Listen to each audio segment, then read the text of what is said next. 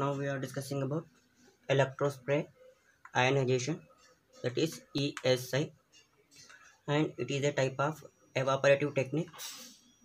Electrospray ionization is a type of electrospray ionization is a type of evaporative technique, and it is used to determine the high molecular weight of biomolecules like proteins, polymers, nucleic acids, lipids, etc. And this is the block diagram of electrospray ionization. Here the capillary is present. Through this capillary we are inserting or injecting the sample. The sample must be combined with the sample plus solvent must be injected through this capillary, and at this tip of capillary we are providing high voltage. At the tip of this capillary we are supplying high voltage. Due to this high voltage potential, our sample will be through the capillary and it will be spread like this, and it will be spread like this due to we are supplying a nebulizing gas. First, what will happen? We are providing the high potential through the tip of capillary.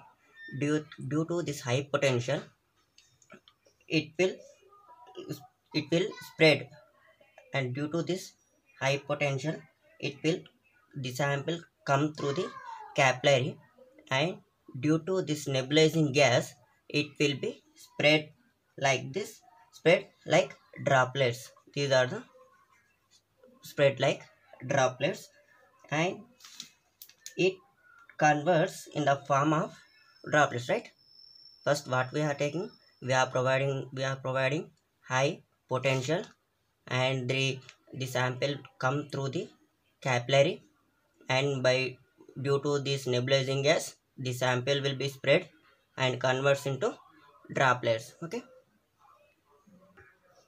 and these droplets can undergo ionization due to this high potential.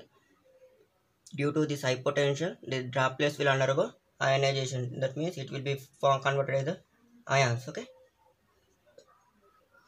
and the droplets are comes through this ionization chamber. This is the ionization chamber. In this chamber, we are providing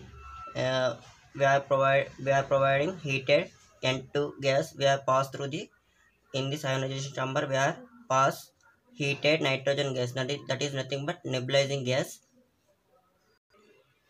Due to this heated nitrogen gas, the temperature of the ionization chamber will be increases. Due to high temperature, the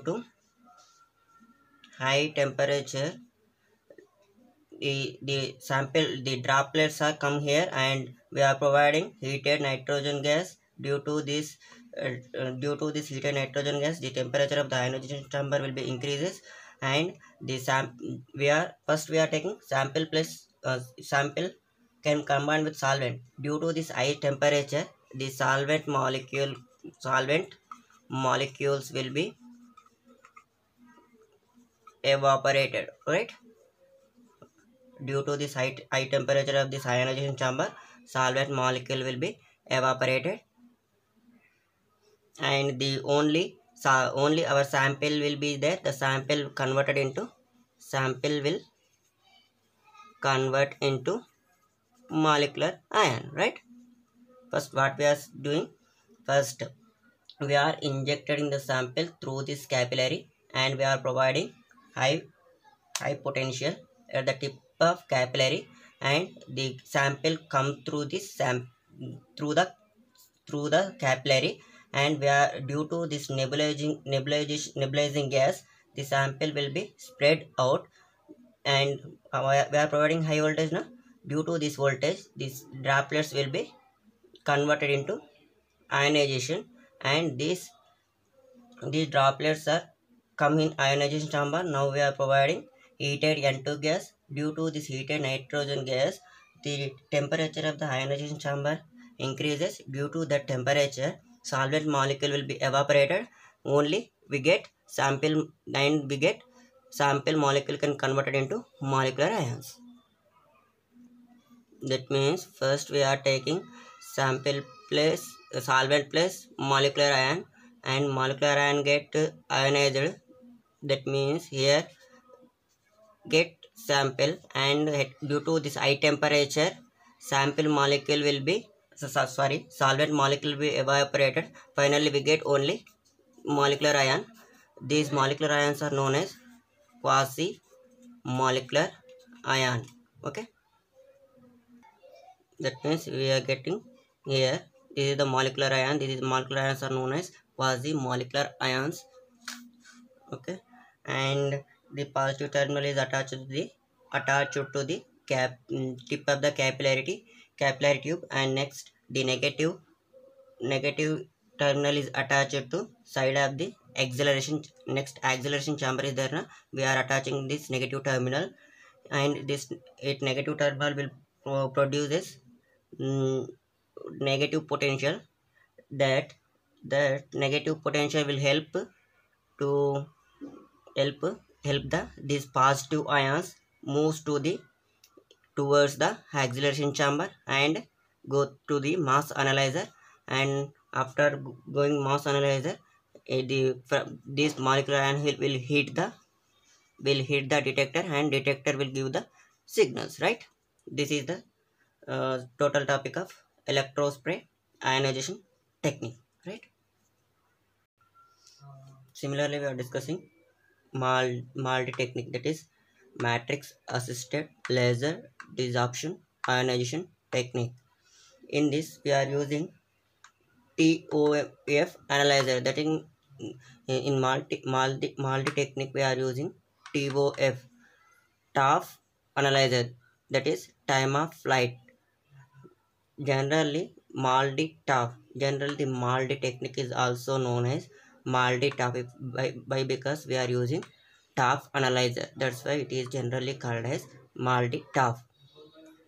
And in FAB technique we are using liquid matrix. In FAB technique we are using matrix is in liquid form, whereas in MALD technique we are using matrix size in crystallization form. And now we have preparation of matrix. How we are preparing the matrix? Let's see here. The example for the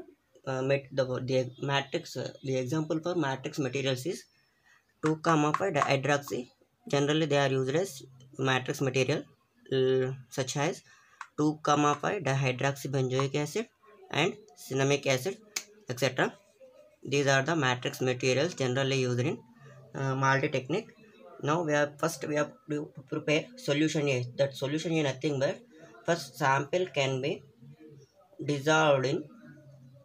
must be dissolved in suitable solvent, and sample must be dissolved in suitable solvent. That solution is known as solution A, and solution B is nothing but the matrix material dissolved in a suitable solvent, and it will form a solution B. And now solution A and solution B combine together to form solution A plus B. Okay, first we are preparing solution A and solution B, then both will be combined to form solution A plus B, and the solution A plus B undergo co-crystallization to form crystallized sample matrix.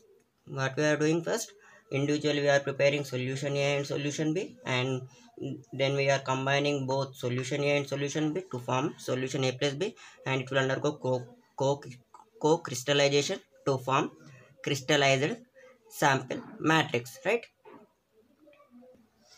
After preparation of the crystallized sample matrix, now in this technique we are using a laser beam. That laser beam nothing but light assisted by stimulated emission of radiation. We are using, this is the laser beam, and it will be provide the energy to this.